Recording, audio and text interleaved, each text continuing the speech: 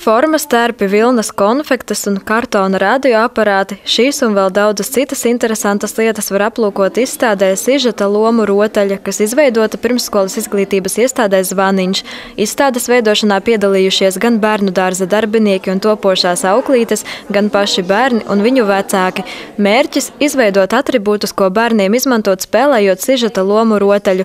Rotaļa, kuras laikā tiek izspēlētas sadzīves situācijas veikalā, uz ielas, virtuvē, slimnīcā, policijā, frizētavā un citās vietās, ir nepieciešama un vajadzīga bērna attīstībai.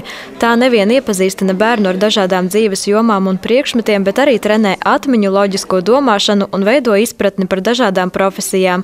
Taču vēl īpašāku šo rotaļu padara fakts, ka gandrīz visi priekšmeti ir tapuši pašu rokām, liekot darboties iztēlei.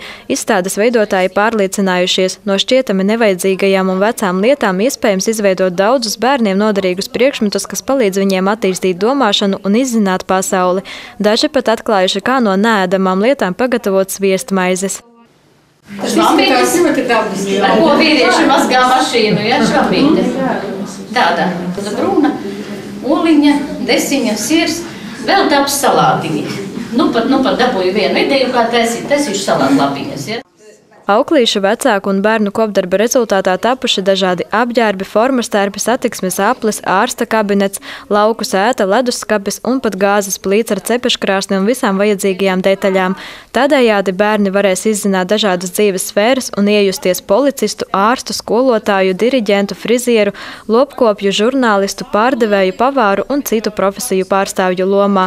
Izstāde tapusi sadarbojoties mācību centram Buts un bērnu dārzam Zvaniņš.